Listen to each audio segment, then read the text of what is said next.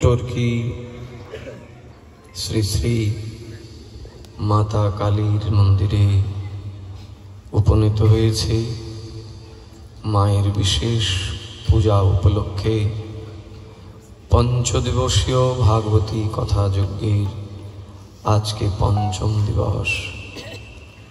कथा विश्राम होले परे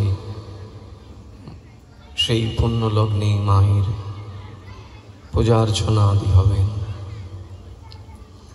भक्तवृंद बोलছেন पिबतम भागवतम रसोमालयम मुहुर्हु रसिका भुवि भावुका।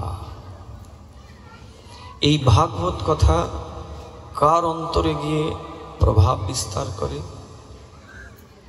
सबार अंतरे प्रभाव विस्तार करे ताते सन्देह नेই, किन्तु विशेष भावे कादेर हृदय गिये नाड़ा देय बोलছেন मुहुर्हु रसिका भुवि भावुका।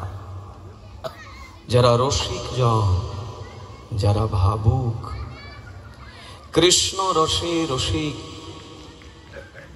যিনি ভাব জগতে বিচরণ করেন, সেই রসিক জন এবং ভাবুক জনার হৃদয়ে ভগবানের এই দিব্য বাংময়ী কথা শ্রীমতী ভাগবতী কথা তাদেরকে ভক্তি সাগরে প্রেম সাগরে অবগাহন করায়। আমরা প্রসঙ্গক্রমে শুনেছি যে এই শ্রীমদ্ ভাগবতটা কি না, বলছেন এটাও একটা পূর্ণ মহাকুম্ভ। तीर्थराज प्रयागे जेभावे 144 बछर पर संगमस्थलीते गंगा यमुना सरस्वतीर सेई संगमस्थलीते कोटी कोटी भक्तगण गिये अवगाहन करछेन, स्नान करछेन पुण्य हवार निमित्ते, पाप थेके परित्राणेर आशाय। सेई रकम महापुण्य कुम्भ होच्छे श्रीमद् भागवत। এই শ্রীমদ্ ভাগবতের পূর্ণ মহাকুম্ভে যারা অবগাহন করেন, যারা স্নান করেন, তারা কেবল পুণ্য প্রাপ্ত হন আর পাপ থেকে নিবৃত্ত হন এমন না। তারা পুণ্য থেকে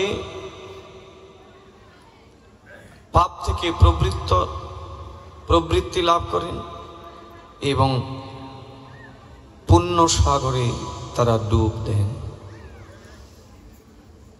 श्रीमती भागवती कथाय जारा अवगाहन करे तारा केवल पुण्य और पाप स्खलनेर मध्य थाके ना। तादेर पुण्य हय ताते तो बिंदुमात्र कोनो सन्देह नेই, এবং পাপ থেকে কেমন ভাবে নিবৃত্তি হয় সেটা তো ভাগবতের সেই মাহাত্ম্যে গোকর্ণ আত্মদেব সংবাদে আমরা দেখেছি। সেখানে গোকর্ণের মুখ থেকে সেই ভাগবতীয় প্রসাদ পান করে ধুন্ধুকারীর মতো পাপী নিকৃষ্ট সে কেবল ভগবানের কথা শ্রবণ করে সমস্ত পাপ থেকে নিবৃত্ত হয়ে যায় এবং সে সশরীরে भगवत धामे गमन करे।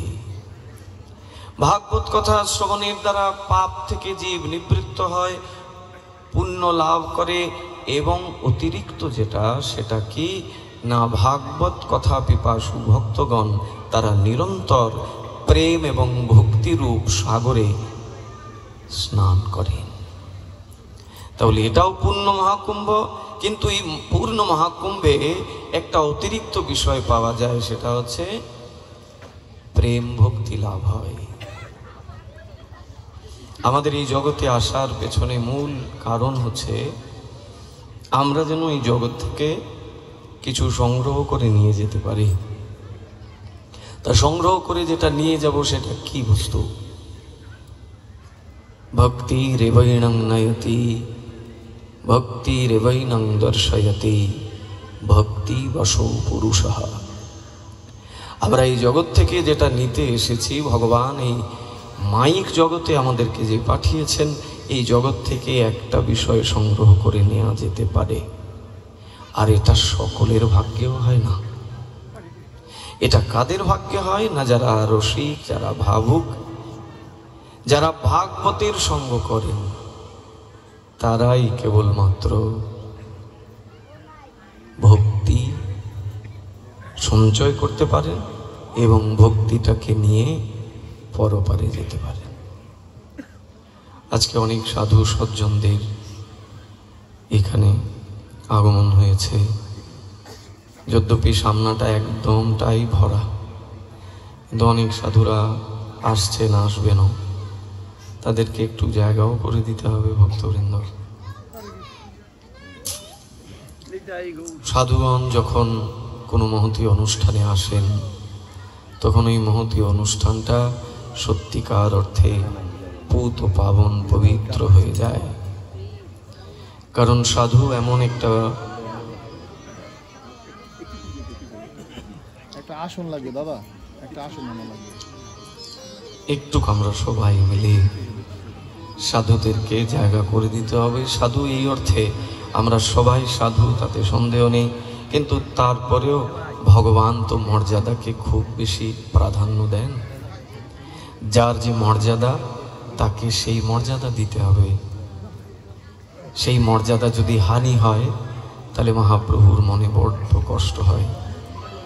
মহাপ্রভু বলেন যে আমি সব সইতে পারি, কিন্তু আমি মর্যাদা উল্লঙ্ঘন সইতে না পারি। তাই সাধুর মর্যাদা সাধুকে দিতে হবে। শুধু সাধু বলে কথা নয়, এই জগতে যাদের কাছ থেকে আমরা কৃপা পাওয়ার আশা রাখি, যারাই আমাদেরকে কৃপা করতে সামর্থ্য রাখেন, তারা সবাই আমাদের পূজনীয়, তারা সবাই আমাদের পূজনীয়। যেমন মায়ের পূজা হবে এখানে, মায়ের এই বিশেষ তিথিতে মায়ের এই আরাধ্য দেবতা, মা যার আরাধনা করেন, সেই প্রভুর কথা আমরা শ্রবণ করছি। তাহলে মায়ের তো মর্যাদা আছে, মায়েরকেও তো শ্রদ্ধার আসনে রাখতে হবে। তাই যার যা শ্রদ্ধা, যার যে মর্যাদা, সেটাকে দিতে হবে। দেখুন কত সাধুরা আসছেন, এই যশোর থেকে বাবা এসেছে, কত দূর থেকে। আমার এই বাবা এসছে রাজৌর থেকে, আরো কত কত সাধুরা। বাবা সামনে চলে আসেন।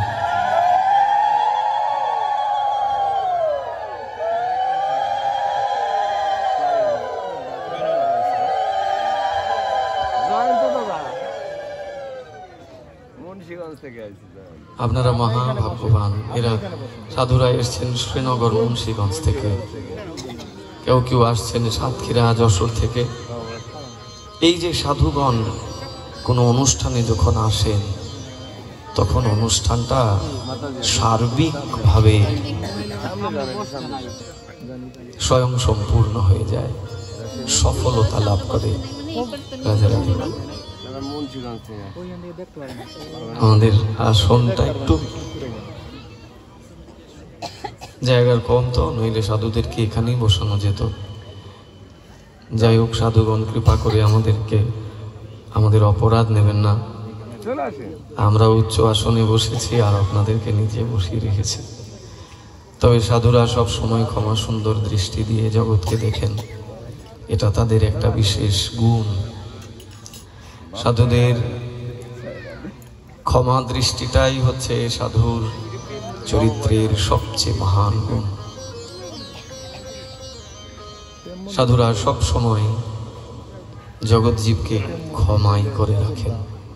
যদ্যপি আমরা অনেকে সাধুচরণে অনেক ত্রুটি করে ফেলি, সাধুকে সমানভাবে মর্যাদা দিতে পারি না, সাধুকে সেইভাবে শ্রদ্ধা করতে পারি না। তদুপরি সাধুরা তারা এগুলোকে উপেক্ষা করেন। তারা জগতের জীবকে কৃপা করবার নিমিত্তেই আসেন। আপনারা মহাভাগ্যবান, ভাগ্যবতী। আজকে এত সব সাধুরা এখানে সমবেত হয়েছেন। আর আপনারা তো ভাগ্যবানই বটে। ভাগ্যবান না হলে কি ভাগবত কথা শ্রবণ করার সৌভাগ্য হয়? যে কথা দেবতাগণের মনে কত উৎকণ্ঠা রাখে, তারা শুনতে আসেন, অথচ তারা শুনতে পান না, সেই কথা যদি আমরা শ্রবণ করতে পারি তাহলে এটা কম ভাগ্যের কথা। তাই ভক্তবৃন্দ, কি শুনছিলাম আমরা? বলছিলেন মুহু মুহু রসিকা ভুবি ভাবুকা। ভাগবতী কথা কার হৃদয়ে গিয়ে নাড়া দেয়? যদ্যপি সকলের হৃদয়েই নাড়া দেয়, তদুপরি বিশেষভাবে কার হৃদয়ে নাড়া দেয়? বলছেন রসিকা ভুবি ভাবুকা। যারা রসিক, যারা ভাবুক, তাদের হৃদয়ে নাড়া দেয়। কেমন ভাবে নাড়া দেয় জানেন? তাদের হৃদয়কে এমন ভাবে নাড়া দেয় যে তারা এই প্রাকৃত জগতের মধ্যে থেকেও তারা মুহূর্তের মধ্যে অপ্রাকৃত জগতে গিয়ে ডুব দিয়ে আসেন। তাই সর্বোপরি সর্বাগ্রে সমস্ত সাধু সজ্জনগণ যারা কৃপা করে এই মহাভাগবতী পূর্ণ কুম্ভে এসেছেন আমাদের সকলকে কৃপা করবার জন্য, তাদের সকলের চরণে অসংখ্য কোটি ধন্যবাদ প্রণাম করি। মাতৃশ এই অধম যদি কোনোভাবে আপনাদেরকে অবজ্ঞা করি, অমর্যাদা করি, নিজ গুণে ক্ষমা করবেন। প্রণাম জানাই মদীয় গুরুপাদ পদ্ম শ্রীবৃন্দাবনস্থ ভক্তি কুসুম গৌড়ীয় মঠ শ্রীধর গৌড়ীয় গুরুকুলের আচার্যপাদ ওম বিষ্ণুপাদ অষ্টোত্তর শত শ্রী শ্রীল ভক্তি কিঙ্কর শ্রীধর গোস্বামী গুরু মহারাজের চরণ কমলে তিনি জয়যুক্ত হন। তার কৃপা আশীর্বাদ শিরে ধারণ করত এই টর্কি মায়ের মন্দিরে উপনীত সমস্ত ভক্ত সজ্জন আপনাদের সকলের নিজ নিজ গুরুদেবগণের চরণ কমলে আমি অসংখ্য কোটি প্রণাম নিবেদন করি। সবাই আমাদের প্রতি বিশেষভাবে কৃপা বর্ষণ করুন। আমরা এই পঞ্চদিবসীয় ভাগবতী কথা যজ্ঞের পঞ্চম দিনে, বিশ্রামের দিনে আমরা যেন ভক্তির কথাকে শ্রবণ করতে পারি এবং ভক্তির কথাকে শ্রবণ করে ভক্তি রাজ্যে প্রবেশ করতে পারি। কেবল শ্রবণ করাটাই মূল বিষয় না, শ্রবণ যেভাবে করতে হবে আবার সেই শ্রবণীয় বিষয়টা নিজের জীবনে আচরণে আনতে হবে। এটা যদি না হয় তাহলে বৃথা। শ্রবণাক্ষ ভক্তিতে আমরা অবগাহন করব, শ্রবণরূপী সাগরে আমরা স্নান করব, স্নান করে সেখান থেকে ভক্তিটাকে গ্রহণ করব আর সেই ভক্তিটা নিজের জীবনে পালন করব। কারণ এই জগৎ থেকে কিচ্ছু নিয়ে যাওয়া যাবে না, কেবল ভক্তিটাকে নিয়ে যাব। আর এই ভক্তির দ্বারা কি হয় না, এই একটা বস্তুই আছে যার দ্বারা ভগবানকে কি করা যায় জানেন? ভক্তি বশ পুরুষঃ। সেই পুরুষ মানে সেই ভগবানকে বশীভূত করে রাখা যায়। এই জগতে বশীকরণ করার জন্য আমরা কত জায়গায় যাই না? মায়ের ভক্তদের কাছে যাই, ভোলানাথ বাবার ভক্তদের কাছে যাই, সাধুদের কাছে যাই, পীরের কাছে যাই, জগতের জীবকে বশ করার জন্য। আমাদের স্বার্থ যেখানে হানি হয়, যেখানে স্বার্থের সম্পর্ক আছে, সেই জায়গাটাকে বশীকরণ করবার জন্যে, তারে আমার দিকে আনবার জন্যে আমরা বহু প্রযত্ন করি।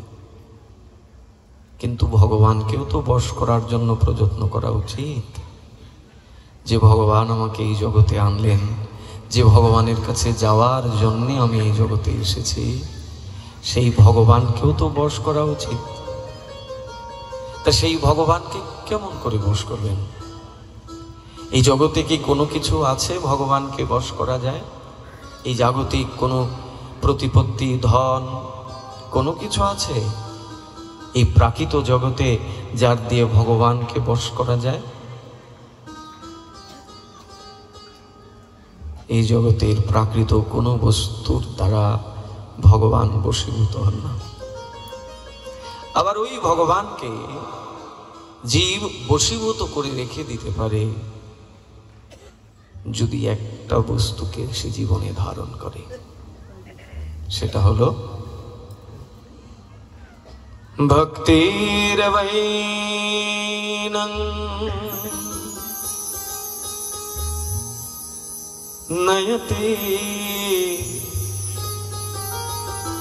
ভক্তির বৈনং দর্শয়তে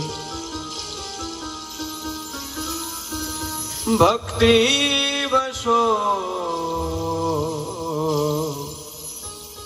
ভক্তি বশো পুরুষ। সেই ভগবানকে বশ করা যায় একটা ভক্তির দ্বারা। ভাগবতী কথা শ্রবণের মুখ্য উদ্দেশ্য হচ্ছে কৃষ্ণচরণে প্রেম ভক্তি লাভ করা। আমরা কি বলছি যে পূর্ণ কুম্ভে স্নান হচ্ছে সেই প্রয়াগরাজে, সেখানে কোটি কোটি লোক স্নান করছেন, ভক্তদের ঢল, সেখানে কত লোক পদপৃষ্ঠ হয়ে মারা যাচ্ছেন পর্যন্ত।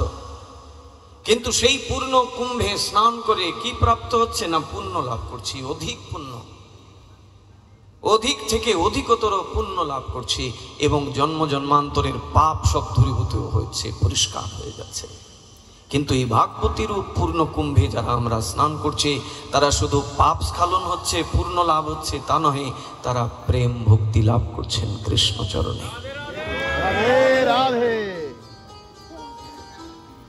তাই তো ভগবান বলছেন শ্রুয়তাং শ্রুয়তাং নিত্যং, নিত্য প্রতিদিন শুনতে হবে। কি কথা না ভগবানের কথা, কেন শুনতে হবে? শুনিতে শুনিতে সেহ,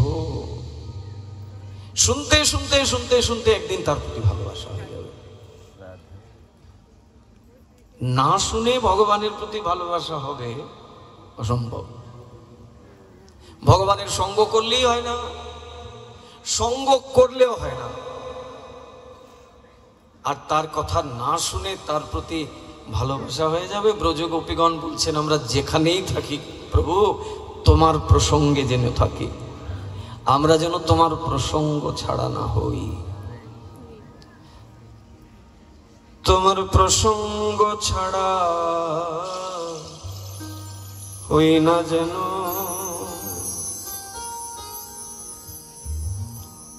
তোমার প্রসঙ্গ ছাড়া হই না যেন। বলি প্রসঙ্গ হারা হলে প্রভু তোমায় হারা হব মোরা। প্রসঙ্গ ছাড়া যদি হয়ে যায় তাহলে তুমিও তো আমাদেরকে ছেড়ে চলে যাবে। ভগবান থাকেন কোথায়? মদ্ভক্তেষু অবিদশ্যতি ভক্তিময়ী পরাং কৃত্বা মামিবশ্যত্ত অসংশয়ঃ। মদ্ভক্তেষু অবিদশ্যতি ভক্তিময়ী পরাং কৃত্বা মামিবশ্যত্ত অসংশয়ঃ। হে অর্জুন, এখানে কোনো রকমের সংশয় নাই যে আমি এখানে থাকি না। এখানে কোনো রকমের সংশয় নাই, কোনো রকমের সন্দেহ নাই, আমি ওই একটা জায়গাতেই থাকি। কোথায় থাকি জানো? মদ্ভক্তেষু অবিদশ্যতি, যেখানে আমার ভক্তগণ আমার প্রসঙ্গ নিয়ে থাকেন, আমি সেখানে থাকি। এখানে কোনো সন্দেহ নাই, কোনো সংশয় নাই। নাহং তিষ্ঠামি বৈকুণ্ঠে যোগিনাং হৃদয়েন চ মধুভক্তা যত্র গায়ন্তি তত্র তিষ্ঠামি নারদঃ। আমার থাকার জায়গাই হচ্ছে আমার ভক্তগণ যেখানে আমার প্রসঙ্গ আলোচনা করেন, ওখানেই আমি থাকি, আর নয়তো বৈকুণ্ঠে গেলেও আমায় পাবে না। আমাদের মতো সাধারণ মানুষ ভগবান যদি এখানে এসে দাঁড়িয়ে যান, আমরা তাকে চিনতে পারবো? কখনোই না। আর যদি চিনিও তাকে, তারপরেও কি তাকে সেবা করতে পারবো? সেবা করার সেই মনোবৃত্তি কি আসবে আমার মনে? আসবে না, আসে না।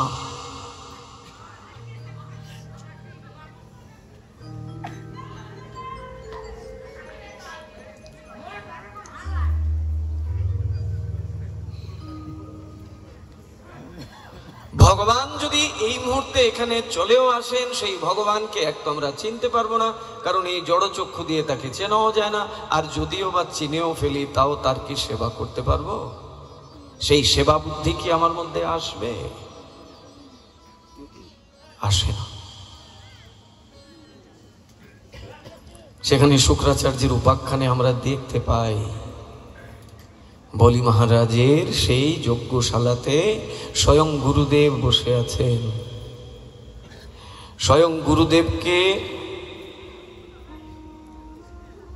আসনে বসিয়েছেন এবং শিষ্য বলি মহারাজ তিনি ভগবানের অনুগ্রহ লাভ করবার জন্য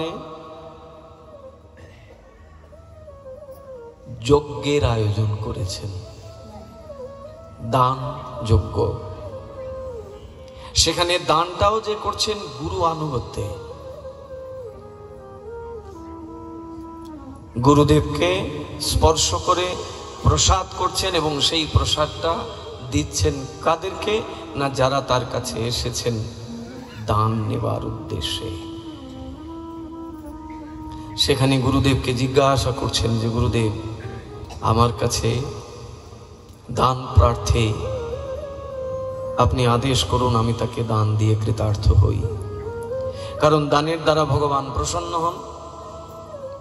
আর সেই দান যদি সরাসরি সাধুর সেবায় লাগে, সরাসরি যদি সাধুর চরণে যায়, যে কোনো দান, সেই দান বৃথায় যায় না। একটা সাধারণ মানুষকে যদি আপনি একদিন একবেলা পেট ভরে খাওয়ান, সেই দানও নষ্ট হবে না, সেই দানের দ্বারাও পুণ্য অর্জন হবে। আর এই রকমের পুণ্য সঞ্চয় হতে হতে হতে হতে যখন পাহাড় সমান হবে, সেই পাহাড় সমান পুণ্যের দ্বারা স্বীকৃতি লাভ হবে। একটা সাধারণ মানুষকে কিছু দিলেও, দান করলেও সেই দান বৃথায় যায় না। আর ওই দান যদি কোনো সাধুর চরণে লেগে যায়, তাহলে বলছেন এর দ্বারা শুধু পুণ্য হয় না, সরাসরি স্বীকৃতি লাভ হয়। স্বীকৃতি কি করে? স্বীকৃতি ভগবত চরণে নিয়ে যায়।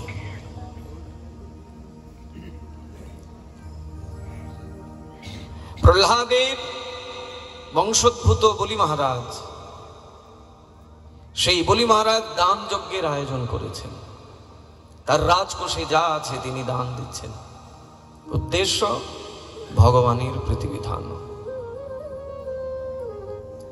ভগবান যেন প্রসন্ন হন। কারণ ভগবানের প্রসন্নতার উপরেই তো নির্ভর করে কৃপা। কৃপা চাইলেই কি পাওয়া যায় নাকি? কে কৃপা চায় না ভগবানের কাছে বলুন তো? সকালে ঘুম থেকে উঠে যদি বা একটা ভক্তি দেয়, দিয়েই তার লম্বা চড়া চাওয়া পাওয়া ভগবানের কাছে ব্যক্ত করে। আপনারা হয়তো নাও চাইতে পারেন, আপনারা তো ভক্ত, আর আমরা তো বাইরে থেকে সেজে ভক্ত হয়েছি। এই জন্য ঘুম থেকে উঠে ঠাকুরের দরজা উন্মোচন করে ঠাকুরকে লম্বা চড়া কিছু দিয়ে দিই, আমার এইটা লাগবে সেইটা লাগবে, দুনিয়ার কামনা বাসনা। যদ্যপি এইরকম কামনা বাসনা থাকাটাও অহৈতুকী না। কামনা বাসনাটাও যদি ভগবত চরণে থাকে তাকে পাওয়ার জন্য, তাহলে এই কামনা বাসনা যথাযথ কামনা বাসনা। অসুর কুলোদ্ভূত সেই প্রহ্লাদের বংশজাত বলি মহারাজ তিনি জানেন যে দানের দ্বারা প্রভু সন্তুষ্ট হন, তাই তিনি দান যজ্ঞ খুলে বসে আছেন। সেখানে অনেক অনেক সাধু মহাত্মারা আসছেন, যারা যা কিছু চাইছেন তাদেরকে তাই তাই দেয়া হচ্ছে। বাপি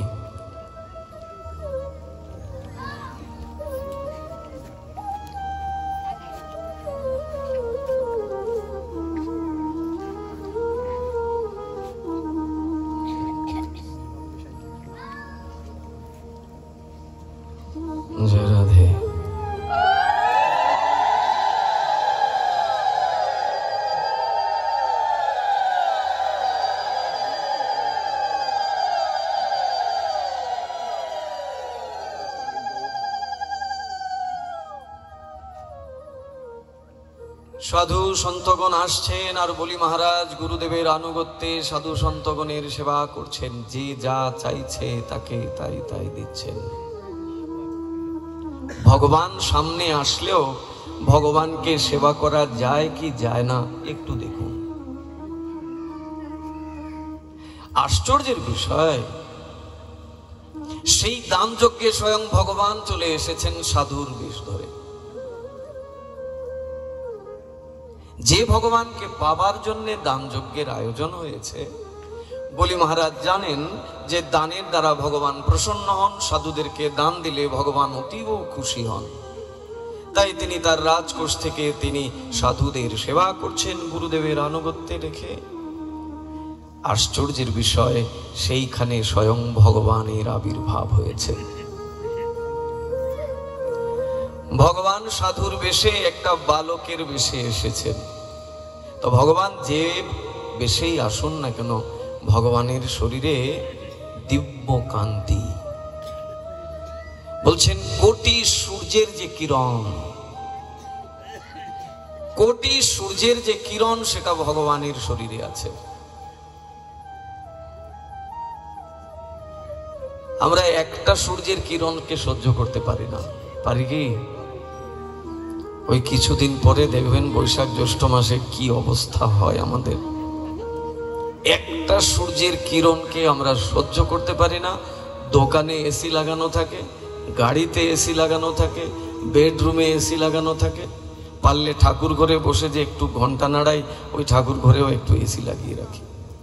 একটা সূর্যের কিরণকে আমরা সহ্য করতে পারি না। আর বলছেন কৃষ্ণের শরীরে কোটি সূর্যের কিরণ বিদ্যমান। তাহলে একটা সূর্যের কিরণকে সহ্য করতে পারি না, সেখানে 1 কোটি সূর্য সমান কৃষ্ণ যদি আসে, তাহলে তার কিরণ আমাদেরকে কি করতে পারে? গলিয়ে দিবে মুহূর্তের মধ্যে। 1 কোটি সূর্যের কিরণ যার শরীরে বিদ্যমান, তিনি যদি এই মুহূর্তে আমার কাছে আসেন, তখন আমার অবস্থা কি হবে? যেখানে আমরা একটা সূর্যের কিরণকে সহ্য করতে পারি না, বলছেন কৃষ্ণের শরীরে যদ্যপি কোটি সূর্যের কিরণ আছে বটে, কিন্তু সেই কোটি সূর্যের কিরণের মধ্যে কোনো প্রখরতা নাই, কোনো তাপ নাই, কোনো প্রখরতা নাই। আছে কি? বলছেন নির্মলতা। কোটি সূর্যের কিরণ তো আছে কৃষ্ণের শরীরে বটে, কিন্তু এটা কি নির্মল, স্নিগ্ধ, শান্ত, প্রখরতা নাই। তাই তো তিনি যে রূপেই আসেন না কেন, সেই রূপেই জগৎ জীবকে আকৃষ্ট করেন, ভক্তদেরকে আকৃষ্ট করেন। আজকে সেই ভগবান এক সাধুর সাজে এসেছেন বলির সেই দান যজ্ঞে। তার শরীর থেকে এক দিব্য কান্তি প্রকাশিত হচ্ছে। বলির দৃষ্টি গেল সেই ভগবানের দিকে। এখন আর বলি তার আসনে বসে থাকতে পারলেন না। এতক্ষণ আসনে বসেছেন, গুরুদেবকে উঁচু আসনে বসিয়েছেন, নিচে আছেন তিনি, থেকে এখান থেকে দান করছেন। এখন ওই বালক রূপী সেই ব্রাহ্মণ মানে ভগবান যখন বালকের বেশে এসেছেন, সেই রূপ তাকে এমন ভাবে আকৃষ্ট করলো, তিনি তার নিজের আসন ছেড়ে চলে গেলেন বালকের কাছে। গিয়ে বলছেন, কৃপা করে এসেছেন, বলুন আমি কি দিয়ে আপনাকে সন্তুষ্ট করব। বলছেন, তুমি কি মনে করো আমি তোমার কাছে কিছু চাইতে এসেছি? আমি এই পথ দিয়ে বেরিয়েছি, ভিক্ষা করছি, ভিক্ষা করে আমার আশ্রমে যাব, গিয়ে ঠাকুরের জন্য রান্না করে ভোগ দেব। হঠাৎ দেখলাম অনেক হট্টগোল, অনেক ভক্তদের আনাগোনা। ভাবলাম কি হচ্ছে, একটু গিয়ে দেখে আসি। এই না আমি এসেছি, তা তুমি কি ভেবেছো আমি কিছু নিতে এসেছি? বলি মহারাজ বলছেন, হে মহাত্মান, আপনি কৃপা করে এসেছেন আমাকে কৃপা করবার জন্যে, কিন্তু আমি যে রিক্ত হস্তে কাউকে বিদায় দিতে পারি না, কিছু তো নিতেই হবে। যদ্যপি সেই বালকরূপী ভগবান বললেন আমার কিচ্ছু লাগবে না, আর তুমি যদি আমায় কিছু দাও তুমি কি আমার অভাব মেটাতে পারবে? জগৎ জীব কি কোনো বস্তু দিয়ে কি কেউ কোনো দিন অভাব মেটাতে পেরেছে? কেউ অভাব মেটাতে পারে না। অতএব তোমার কাছ থেকে সেই ঠুনকো বিষয় নিয়ে কি লাভ হবে? আমার অভাব তো মিটবে না, অতএব আমার কিচ্ছু লাগবে না। এখন চরণে পড়ে গেছেন বলি মহারাজ, পড়ে গিয়ে বলছেন কিছু কিছু অন্তত নিতে হবে, আমি রিক্ত হস্তে আপনাকে বিদায় দিতে পারবো না, কারণ সাধু যদি কৃপা করে আসে তাহলে সাধুকে কিছু না কিছু অন্তত দিতে হয়। বারবার যখন এই বললেন তখন ওই বালকরূপী ভগবান চেয়ে বসলেন তার কাছে। আমার তো ইচ্ছা ছিল না, তাও তুমি বলছো কিছু দিতে, আচ্ছা নাও, আমি তোমার কাছে এটা চাইছি, তুমি আমাকে দাও। বলছেন ঠিক আছে। তিনি স্বীকার করলেন তিনি দেবেন, কিন্তু স্বীকার করলে কি হবে? গুরু আনুগত্য করছেন তো, গুরুকে উল্লঙ্ঘন করে তো ভগবানের সেবা হয় না। গুরুর আদেশ নিয়ে গুরুর আনুগত্যেই ভগবানের সেবা। আমরা যে ভগবানের প্রতিদিন সেবা করি, কি সরাসরি ভগবানের সেবা করে ফেলে? প্রথমেই অর্চন পাত্রে কার পূজা হয়? শ্রী গুরুদেবের। গুরুদেবের আগে পূজা হয়, তারপরে সমস্ত উপকরণ মনে মনে গুরুদেবের কাছে অর্পণ করি। যে ভগবানের সেবা করার সেই সততা তো আমার মধ্যে নাই, তাই আপনার সম্মুখে সমস্ত সেবার উপকরণ দিয়েছে, হে গুরুদেব আপনি কৃপা করে যুগলের সেবা করুন। এই মনোভাবনা নিয়েই তো ঠাকুরের পূজা হয় নিত্য। আর যদি এটা না হয়, মনে করি যে আমি পুজো করছি, তাহলে কি হবে? সেখানে অভিমান আসবে, অহংকার আসবে, দাম্ভিকতা চলে আসবে। আমাকে মনে হবে আমি বড় পূজারী, আমি ভগবানকে কত সুন্দর করে সাজাই, এরকম কজনা সাজাতে পারে। এই নানাবিধ অহংকার অভিমান বদ্ধজীবের ভিতরে চলে আসবে, আশাটা খুব স্বাভাবিক। এই জন্য কলিযুগের ধর্মটা কি না বলছেন আনুগত্যের ধর্ম। আনুগত্যই হচ্ছে শিষ্টাচার, আর স্বতন্ত্রতা হচ্ছে ভ্রষ্টাচার। কেউ যদি স্বতন্ত্র বুদ্ধিতে নিজে নিজে ভগবানের সেবা করে এই ভাবনা থাকে, তাহলে সে ভ্রষ্ট হয়ে যায়। আর আনুগত্য বলছেন আনুগত্যই শিষ্টাচার। জগৎগুরু নিত্যলীলা প্রবিষ্ট বিষ্ণুপাদ শ্রী শ্রীল ভক্তি সিদ্ধান্ত সরস্বতী গোস্বামী ঠাকুর প্রভুপাদ, তিনি যখন ইষ্টগোষ্ঠী করতেন শিষ্যদেরকে নিয়ে, তখন তার প্রধান আলোচনাই থাকতো আনুগত্যের আলোচনা। এই জগতের জীব যদি গুরু বৈষ্ণবের আনুগত্য না করে, সে কোনো দিনও এক মুহূর্তের জন্যও তার সেবা ভগবানের চরণে পৌঁছাবে না। মনে হবে সে ভগবানের সেবা করছে বটে, কিন্তু সেটা যদি গুরু বৈষ্ণবের আনুগত্যে না হয়, তাহলে সেটা ভগবান স্বীকার করেন না। এই জন্য তো গুরুকরণের এত মহিমা। কিন্তু তাই বলে সেই গুরুও তো সেই রকম গুরু হতে হবে না, যার তার কাছে নিলেও তো হবে না। আজকে দেখুন, গুরু তো বসে আছেন, শিষ্যের মস্তক উপরে গুরুদেব বসে আছেন, আর শিষ্য যা কিছু সেবা করছে গুরুর আদেশ নিয়ে করছে। এখন ওই বালক রূপী ভগবানকে বলছে, প্রভু তুমি আমার কাছে যা চাইছো আমি তোমায় দিচ্ছি, বলে এসেছেন গুরুদেবের কাছে, গুরুদেব কৃপা করুন। এই সাধু মহাত্মা এসেছেন, তিনি আমার কাছে চেয়েছেন ত্রিপাদ ভূমি, আমি তাকে ত্রিপাদ ভূমি দিতে চাই, আপনি আমায় আদেশ করুন। গুরুদেব কি বললেন? বললেন খবরদার বলি, তুই ওই বালককে কিচ্ছু দিতে পারবি না।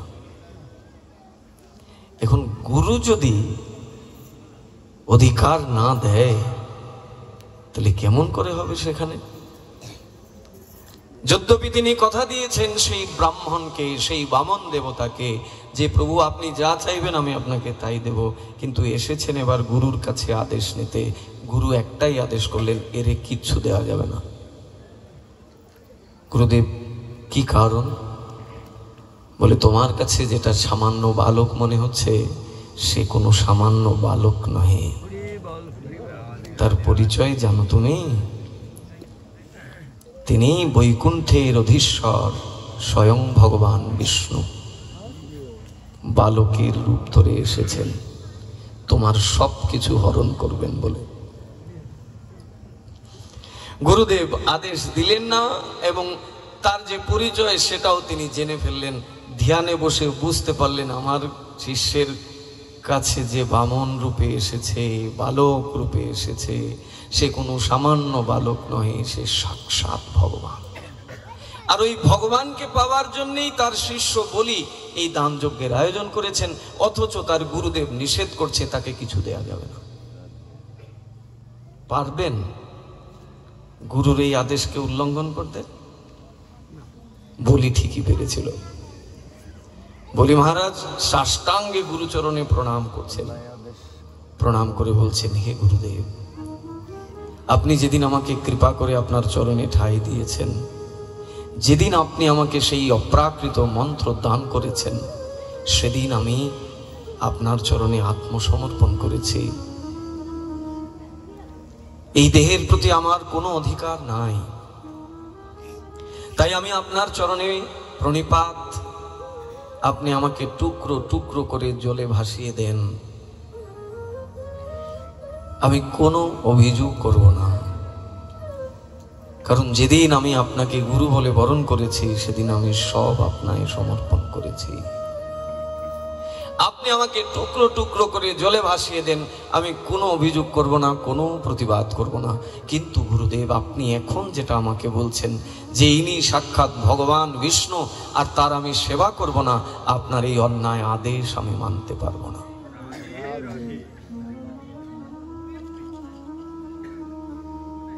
কেমন শিষ্য!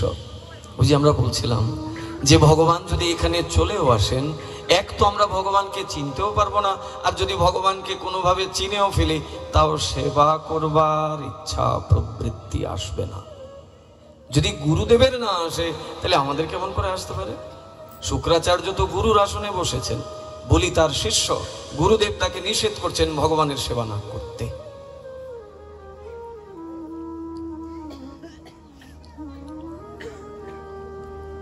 ভাগবতে কত কিছু আছে। ভাগবতে এমনও তো বিষয় আছে, গুরু এবং শিষ্যের মধ্যে যুদ্ধ হয়েছে কুরুক্ষেত্রের ময়দানে, সেই ধর্মক্ষেত্রে যেখানে কৌরব আর পাণ্ডবের মধ্যে যুদ্ধ হয়েছিল। সেই যুদ্ধের বহু পূর্বে গুরু এবং শিষ্যের মধ্যে যুদ্ধ হয়েছিল 18 দিন, পরশুরাম আর পিতামহ ভীষ্মের সাথে।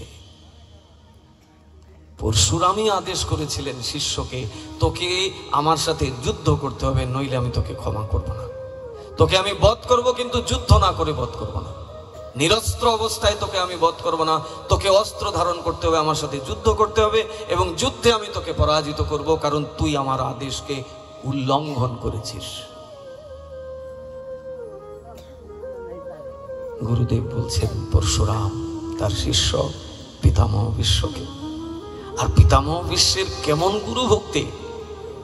সাষ্টাঙ্গে প্রণাম করে বলছেন, হে গুরুদেব, শিষ্যের কি স্পর্ধা গুরুদেবের সাথে যুদ্ধ করতে পারে? এটা তো আমার দৃষ্টতা হবে। কিন্তু আপনি যেহেতু আমাকে আহ্বান করেছেন, আপনি আমাকে আদেশ করেছেন অস্ত্র ধারণ করতে, আমি আপনার আশীর্বাদ নিয়ে আপনার আনুগত্যে অস্ত্রকে ধারণ করলাম। যুদ্ধ করলেন, কিন্তু একটা বাণ গুরুদেবের নাভির উপরে ছুড়লেন না, প্রত্যেকটি বাণ গুরুদেবের চরণের উদ্দেশ্যে নিক্ষেপ করলেন। 18 দিন সেখানে যুদ্ধ হলো, অন্তিমে শিষ্য পিতামহ ভীষ্মের জয়লাভ হলো, গুরুদেব পরাজিত হলেন। যথা ধর্ম তথা জয়। আমরা মনে করি যে গুরুদেব কৃপাচার্য, গুরুদেব দ্রোণাচার্য, তারা পঞ্চপাণ্ডবের পক্ষে থাকলেন না। থাকলেন কেন? তারা সেই অসৎ দুর্যোধন আর দুঃশাসনের পক্ষে, কৌরবের পক্ষে। গুরুদেব তো ধর্মের পক্ষে থাকার কথা ছিল। গুরুদেব কি তাহলে অর্জুনের পক্ষে ছিলেন না? গুরুদেব কি দ্রোণাচার্যের পক্ষে ছিলেন? নিজেরাই বিচার করুন তো কার পক্ষে ছিলেন গুরুদেব। দুর্যোধন যখন গুরুদেব দ্রোণাচার্যের কাছে যুদ্ধের প্রারম্ভে গেছে আশীর্বাদ চাইতে, তখন গিয়ে কি বলেছে? হে গুরুদেব, আশীর্বাদ করুন, যুদ্ধে যেন বিজয় লাভ হয়। দ্রোণাচার্য কি আশীর্বাদ দিয়েছিলেন? বললেন, দুর্যোধন, যথা ধর্ম তথা জয়। ধর্ম যেদিকে থাকবে সেদিকেই জয় হবে। আর যুধিষ্ঠির মহারাজ তার পঞ্চপাণ্ডব, তার 5 ভাইকে নিয়ে গেলেন গুরুদেবের কাছে। গিয়ে গুরুদেবকে প্রণাম করে বলছেন, হে গুরুদেব, যুদ্ধে প্রবৃত্ত হয়েছি, বিজয়শ্রী আমাদের মাথায় আসবে এই আশা করি না, তবে আপনি আমাদের আশীর্বাদ করুন। ও কিন্তু বিজয় পাওয়ার জন্যই গেছিল, দুর্যোধন আর দুঃশাসন। আর যুধিষ্ঠির গিয়ে বলছেন, বিজয়শ্রী আমাদের মাথার মুকুট হবে সেটা আমরা বাসনা করি না, আপনি শুধু কৃপা করুন। গুরুদেব তখন কি কৃপা করলেন? বিজয়ী ভব বৎস, বিজয়ী ভব। সরাসরি বিজয়ীর আশীর্বাদ দিয়ে দিলেন। আর যার পক্ষে তারা থেকে যুদ্ধ করেছিলেন সেই দুর্যোধন আর দুঃশাসনকে বললেন, যথা ধর্ম তথা জয়। ধর্ম যেদিকে সেদিকে জয় হবে। আর যুধিষ্ঠিরকে বললেন, বিজয়ী ভব বৎস। তাহলে দেহটা যদিও বা ছিল দুর্যোধন আর দুঃশাসনের পক্ষে, কিন্তু হৃদয় থেকে আশীর্বাদটা ছিল পঞ্চ পাণ্ডবের দিকে। সেখানে যুদ্ধ হলো গুরু এবং শিষ্যের মধ্যে 18 দিন।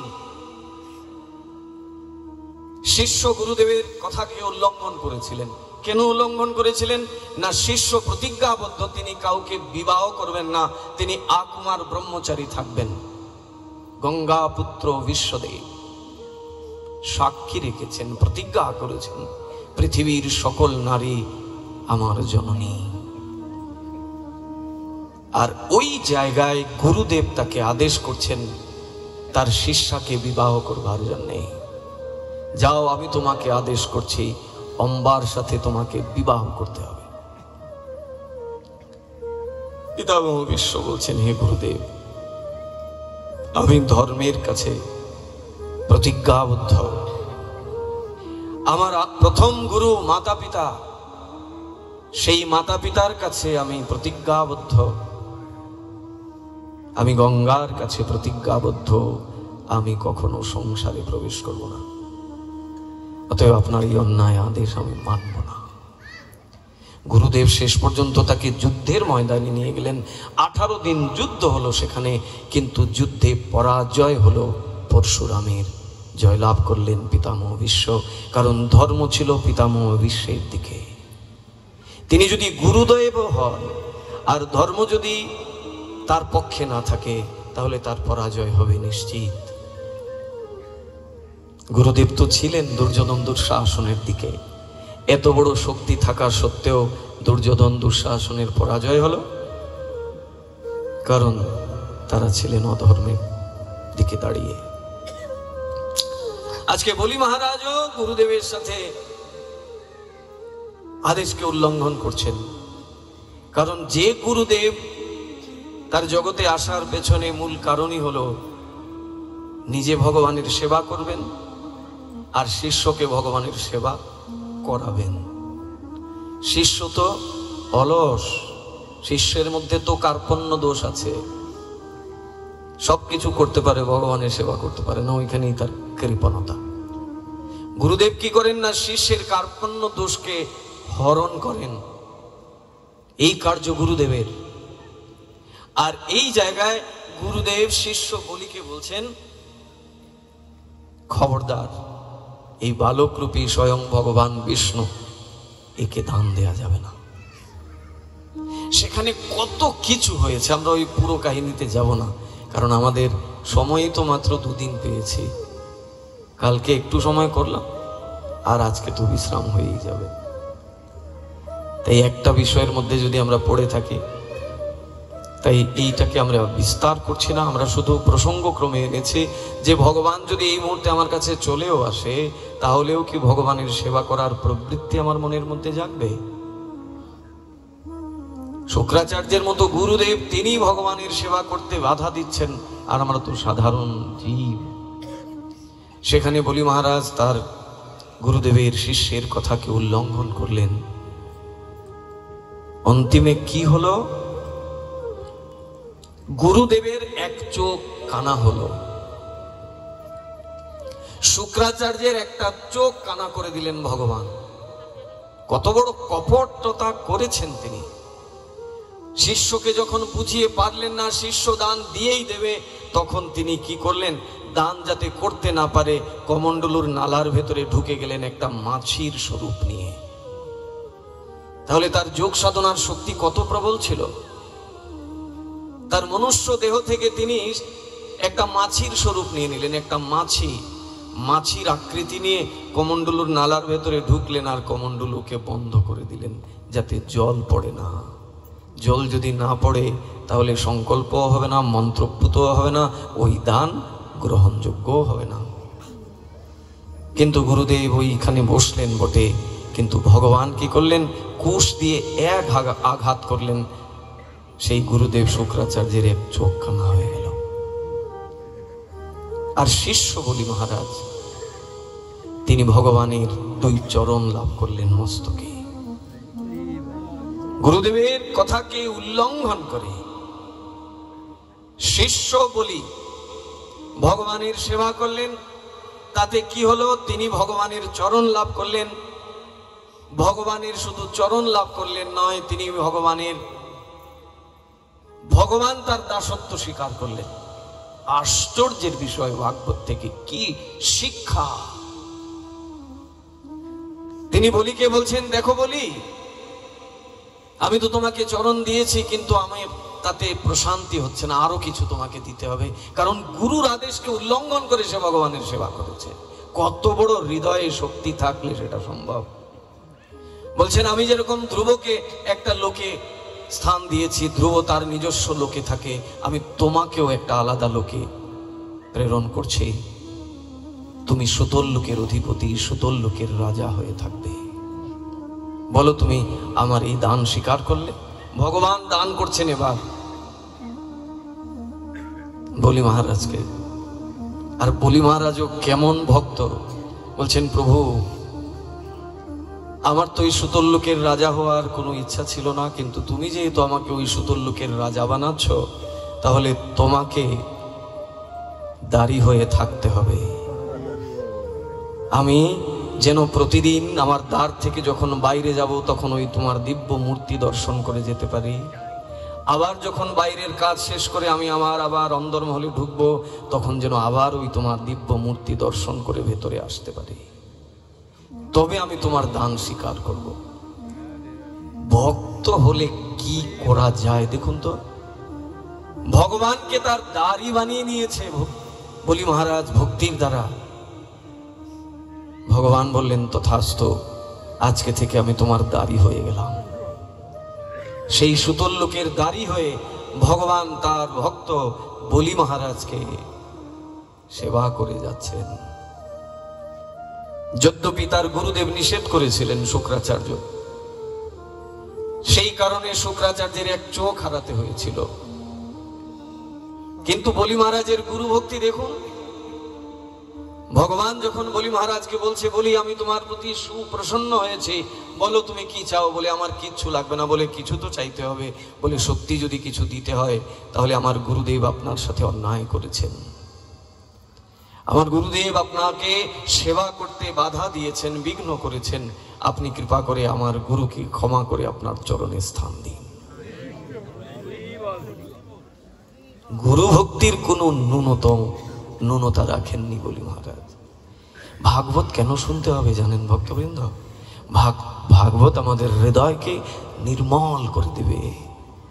যত রকমের আমার ভেতরে প্রশ্ন আছে, সব প্রশ্নের মীমাংসা আপনি নিজে নিজে পেয়ে যাবেন, কারুর কাছে যেতেও হবে না। যদি একটু শ্রবণাক্ষ ভক্তিটাকে হৃদয়ে লালন করেন, সব উত্তর পেয়ে যাবেন। এই তো ভাগবতের শক্তি, এটা অন্য কোথাও গেলে পাওয়া যাবে না। এই জন্যই তো বলছেন বারংবার এই কথা শুনতে হবে, শুনিতে শুনিতে সেহ কি অদ্ভুত চৈতন্য চরিত। কৃষ্ণে উপজীবে প্রেম, ভগবত চরণে প্রেম হয়ে যাবে, ভালোবাসা হয়ে যাবে। মুখে মুখে তো আমরা সবাই বলি ভগবানকে ভালোবাসি, ওই ভালোবাসার মধ্যে নির্মলতা নাই, ওই ভালোবাসার মধ্যে সরলতা নাই, ওই ভালোবাসাতে আছে কপটতা, কৌটিল্যতা, কুটিনাটিতে ভরা ওই ভালোবাসা। ওই ভক্তিকে যদি শুদ্ধ বিশুদ্ধ করতে হয় তাহলে শ্রবণাক্ষ ভক্তির দ্বারাই সম্ভব। সেই গুরুর মূল আকর, সমস্ত গুরু তত্ত্বের মূল আকর যিনি, যাকে আমরা পেয়েছি শ্রী রাধা রূপে, এই রাধারানী ব্রজেশ্বরী, তিনি কি? তিনি হচ্ছেন সমস্ত গুরুতত্ত্বের মূল আকর। সমস্ত গুরুগণ সেই রাধার কৃপাধন্য, সেই রাধার চরণ থেকে রাধার দাসী রূপে তারা এসেছেন আমাদের কাছে। গুরু মানে কি? রাধার দাসী। আর রাধাকে, রাধা হচ্ছে প্রেম প্রদায়িনী শক্তি। নিতাই চাঁদকে, নিতাই চাঁদ হচ্ছেন প্রেম ভক্তি প্রদায়তা। নিতাইও গুরু, রাধাও গুরু। কৃষ্ণ তার শরীর থেকে দুই গুরুর সৃষ্টি করলেন, একদিক দিয়ে বলরাম, একদিক দিয়ে রাধা। এই দুজনই হচ্ছেন মূল গুরু। কারণ গুরু ছাড়া ভগবত ভজনের শিক্ষা কে দেবে? তিনি যে ভগবান, তিনি যে জগতে এসেছেন জগৎজীবকে কৃপা করবার জন্যে। কিভাবে কৃপা হবে? না ভগবানের সেবা করতে করতে ভগবানকে প্রসন্ন করতে পারলে তবে না ভগবানের কৃপা আসবে। তাহলে ভগবানের সেবা করার প্রবৃত্তি কি মানুষের মনে আসে কখনো? কখনো আসে না। তাই ভগবান কি করলেন? তার শরীর থেকে দুই গুরুকে প্রকাশ করলেন, একজন বলরাম পুরুষ শরীরে আর একজন রাধা স্ত্রী শরীরে। সেই রাধা ভাগবতের মূল বিষয়। এই ভাগবতের যত প্রেম, যত রস, সব প্রেমের খনি, সব রসের খনি হচ্ছেন রাধা। এই জন্য শুরুতেই তার নাম। ভাগবতে ভগবান ব্যাসদেব শক্তাবেশ অবতার, ভগবানের শক্তাবেশ অবতার ব্যাসদেব নাকি রাধারানীর নাম রাখেননি। রাধারানীর নাম নাকি কোথাও ভাগবতে নাই। ভাগবতের শুরুতেই তো রাধারানীর নাম। শ্রীমদ্ ভাগবত, শ্রীটাকে, শ্রীমৎ মানে প্রেম সম্পত্তির অধিকারী যিনি, তাকে বলা হয় শ্রীমৎ। যে কাউকে শ্রীমৎ বলা হয় না। ভাগবতের আগে কি শব্দ? শ্রীমদ্ ভাগবত। শ্রীমৎ মানে প্রেম সম্পত্তির অধিকারিণী। সেই প্রেম শক্তির অধিকারিণী কে? কৃষ্ণের এক নয়ার দাম আছে যদি রাধা না থাকে। আপনাদের কাছে দাম থাকতে পারে, ব্রজে এক পয়সারও দাম নাই। ওই একা বাসুদেবের সেবা আমরা করতে পারি, কিন্তু বৃন্দাবনে বাসুদেবের সেবা একা হয় না। রাধাকে রাখতেই হবে, নাইলে কৃষ্ণের দিকে ফিরেও তাকাবে না। তাকায় নাকি ব্রজবাসীরা? সেই গোপীদের ভক্তি কতটা আছে দেখবার জন্যে কৃষ্ণ কি করলেন? একটা ছোট্ট লীলা করলেন। হঠাৎ অন্তর্ধান হয়ে গেলেন, লুকিয়ে গেলেন, বলে দেখি আমি একটু আড়ালে চলে যাই, ব্রজগোপীরা আমাকে খুঁজতে আসবে, আর আমাকে খুঁজতে এসে আমাকে চিনতে পারে কিনা দেখি একবার। লুকিয়ে গেলেন। সবাই অবাক হয়ে গেল, এই না কৃষ্ণ আমাদের কাছে ছিল, এখন হঠাৎ করে উধাও, কোথায় গেল কোথায় গেল? সবাই অন্বেষণ করতে শুরু করলেন। সবাই অন্বেষণ করছেন। হঠাৎ দেখেন কি, একটা কদম্ব বৃক্ষে কৃষ্ণ যেরকম দাঁড়িয়ে থাকে ওই রকমেরই একজন দাঁড়িয়ে আছেন। সামনে গেলেন, গিয়ে দেখেন এ তো দ্বিভুজ নয়, এ তো চারভুজ, চতুর্ভুজ নারায়ণ, শঙ্খ চক্র গদা পদ্ম নিয়ে দাঁড়িয়ে আছেন। গোপীরা তাকে দেখেও যেন দেখলো না, ফিরে চলে আসছে। নারায়ণ বলছেন, কি গো, তোমরা আমাকে দেখে প্রণামও করলে না, আমাকে একটু কুশল সংবাদও জিজ্ঞাসা করলে না। কেমন ভক্তি তাদের, ইষ্ট নিষ্ঠা। আমাদের গতকালকের আলোচনাটাই ছিল ইষ্ট নিষ্ঠাকে নিয়ে, এবং আমি বলেছিলাম যে এই দুদিনের আলোচনায় থাকবে ইষ্টকে নিয়ে। আমাদের আরাধ্য দেবতা কে হবেন, আর সেই আরাধ্য দেবতার প্রতি নিষ্ঠা আমাদের কেমন হবে। দেখুন ব্রজগোপীদের ইষ্ট নিষ্ঠা। নারায়ণ এই কথা বলছেন, তোমরা আমাকে একটু কুশল সংবাদও জিজ্ঞাসা করলে না। আমি বৈকুণ্ঠ থেকে এসেছি এই বৃন্দাবনে। বলেন আমরা আরেকজনকে খুঁজছি। বলে কাকে খুঁজছো? বলে আমাদের প্রাণনাথকে খুঁজছি। পাত্তাই দিলেন না নারায়ণকে। নারায়ণের মনে মনে ইস, আমি 2 হাত থেকে 4 হাত হলাম, ভাবলাম আমাকে একটু বেশি বেশি করে আমাকে শ্রদ্ধা করবে, ভক্তি করবে, আমাকে পাত্তাই দিল না। গোপীরা খুঁজতে খুঁজতে এদিক ওদিক যাচ্ছেন, আর রাধারানীও তো খুঁজতে বেরিয়েছেন কৃষ্ণকে। হঠাৎ এসে দেখেন শঙ্খ চক্র গদা পদ্ম নিয়ে নারায়ণ দাঁড়িয়ে আছেন।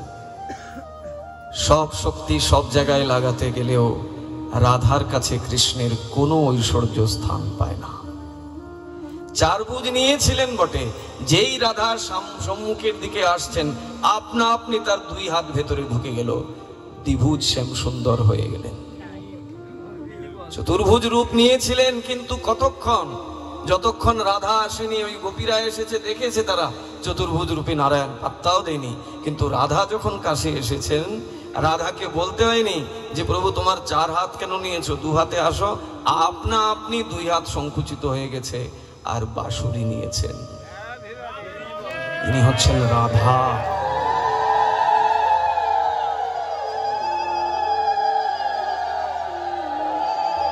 ইনি হচ্ছেন রাধা। রাধেতি আরাধয়তি কারণঞ্চ দর্শিতা। আরাধনার যিনি মূল কারণ তিনি হলেন রাধা।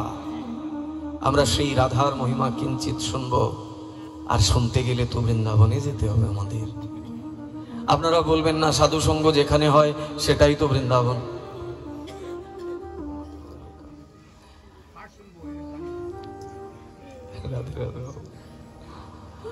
আপনারা বলবেন আমরা তো বৃন্দাবনেই বসে আছি। অবশ্যই বৃন্দাবনে বসে আছি আমরা, কিন্তু তারপরেও আমরা আমাদের ভক্তি দিয়ে, আমাদের অর্থ দিয়ে আমরা বৃন্দাবনের মতো করে একটা মন্দির বানিয়ে নিতে পারি, বৃন্দাবনের মতো একটা ধাম বানিয়ে নিতে পারি, কিন্তু তাই বলি সেটা বৃন্দাবন ধাম হবে না।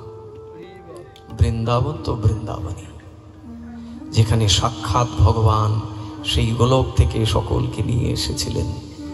আর এমনি এমনি আনেননি, কারণ এদেরকে যদি না নিয়ে আসতেন তাহলে রাধারানী যে আসে না।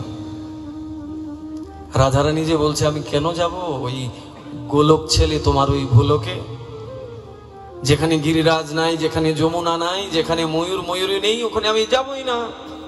বলছে তাহলে কি করে যাবে? বলে যদি এদেরকে নিয়ে যাও তাহলে আমি যেতে পারি। ভগবান সেই গোলক থেকে সেই বৃন্দাবনকে ভোলকে আনলেন।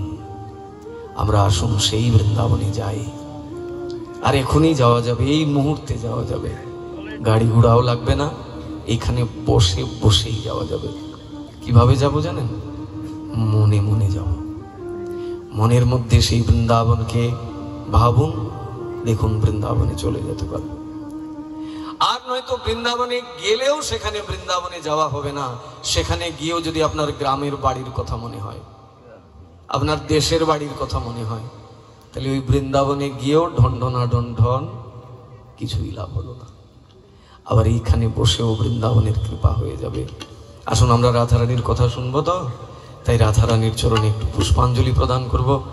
আর আপনারা, কালকে আমি বলেছিলাম যে আজকে আমাদের সব কিছুই থাকবে, কথাও থাকবে, গানও থাকবে, নৃত্যও থাকবে। আর এই নৃত্যের চরম আস্বাদন করানোর জন্য বাবা এসেছেন যশোর থেকে।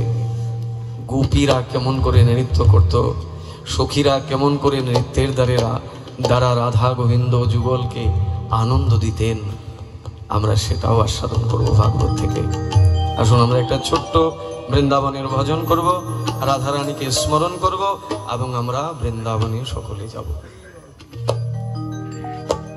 কিন্তু